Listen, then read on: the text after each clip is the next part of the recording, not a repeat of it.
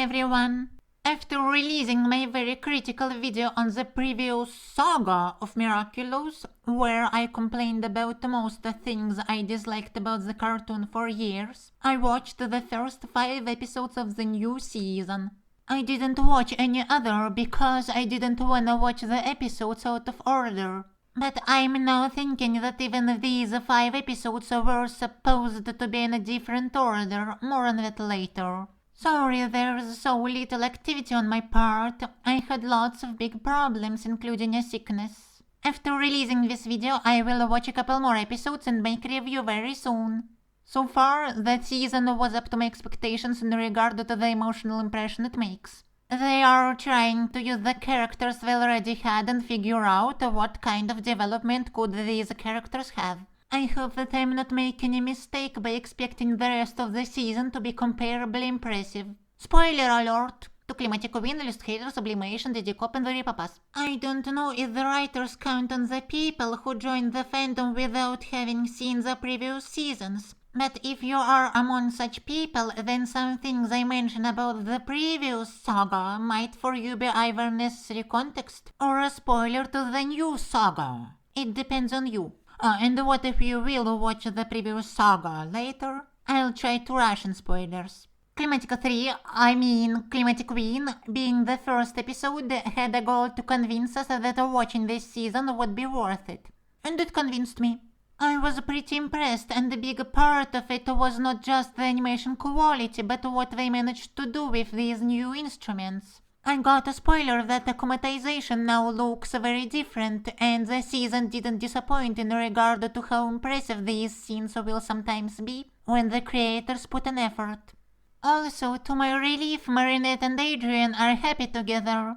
I was worried that the writers would immediately break them up after all we had to watch to get here. That would be Lucanet 2.0, but even more painful this time. Some fans theorized that this scene at the end of Illustrator foreshadows a breakup, but I'm kinda hoping that it instead foreshadows some problems in relationships that they will deal with together. About the order of the episodes, in the second episode we see Sublime's mother getting interviewed about her acclimatization from the third episode. So maybe I made a mistake by even bothering about the episode order. I will not be able to figure out in advance the correct one the way I could with the 4th and the 5th seasons. The season gradually builds up an intrigue around the main antagonist, who is a very mysterious figure. The new Hawkmoth is demonstrated to be very cruel towards Nuru for no reason whatsoever, suggesting this person is worse than just selfish. Someone like this getting the Miraculous would have terrible consequences. In the Sublimation episode, which perhaps should have been the second one, Ladybug uses the Miraculous Ladybug to fix a mistake she herself made when not fighting any akumatized villain. If these are the rules by which her power works, well, I feel like there's an enormous amount of things she could be fixing. Also, I didn't get the point about Sublimation's power not working on Ladybug and Cat Noir. If the power was to make everyone more perfect, but in the way Sublimation saw perfection, just like when it affected her husband exactly the way she wanted to, then it would have made the heroes behave the way Sublimation needed them to behave. I was montaging here and suddenly realized that maybe she herself freed the main characters. The Hawkmoth demands the Miraculous, and maybe she realizes that this would be too much. Like, this would go too far even for the akumatized version of this character. And what's up with this idea that our heroes were already perfect? This is out of touch with what I know about them. I wonder if there will be any long-term consequences to AJ and Marinette kinda committing theft. Also, you can consider like, comment and subscription. By the way, can anyone tell me in the comments who knows studies where?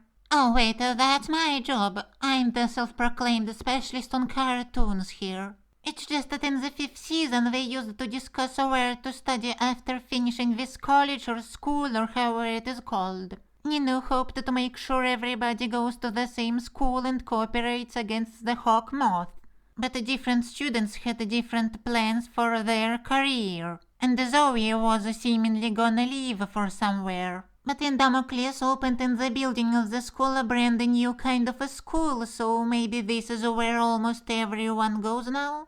Okay, I will figure this out soon. Then we had a kinda cool episode about Sabrina's relationships with the others in the aftermath of her not being a bully anymore. I do appreciate that the girls decided to first ask Marinette if she is okay with hanging out with someone who bullied her. Marinette is forgiving. The fact that Sabrina helped to stop the other bullies probably played a role. Marinette and Adrian communicate their issues with varying success. Meanwhile, Sabrina and Zoe became very close. Also, it seems like Zoe will have to deal with some things from her past.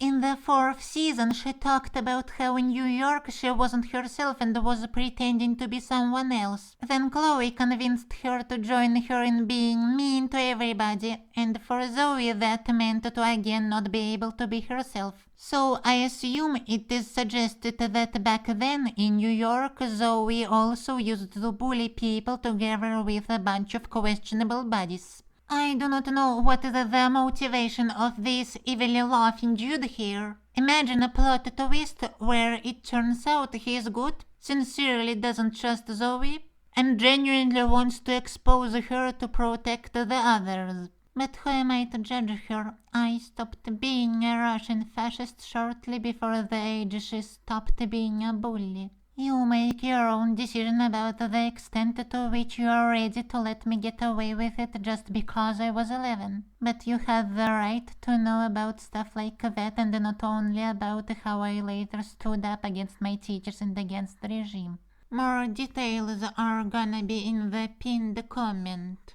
I'm sorry. A 5th Etoro episode, the name of which could be interpreted as a reference to an episode from the first saga. The episode explores Nathalie's place in Adrian's life. We meet the parents of Adrian's dead parents. His grandparents argue over who should now be raising Adrian. At the beginning of the video, I said that the writers try to figure out what kind of development their characters should have. So this episode tells us what exactly happens now that Gabriel is dead.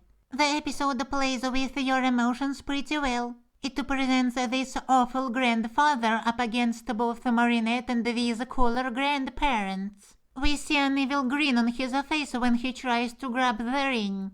And only after finishing the episode I realized that he probably isn't even aware of the reason for which we consider this ring to be so important. I think he needs this ring as just a symbol of something. Later the episode humanizes him as the characters go to hang out together. Also some visual storytelling here when Ladybug is worried about exactly the same thing as what I was worried about since the moment Nakuma flew into the ring. Also, we got some flashbacks of Emily being the most perfect person in the world. I even think she would, unlike some people here, tell Ladybug and Gabriel to protect Adrian. Okay, so far the season was fine. And no troubling messages in these episodes either. This is Miraculous franchise, here it's an achievement. As soon as I release this video, I will watch some new episodes of Ladybug and make a review. You can consider like, comment and subscription. Goodbye everyone.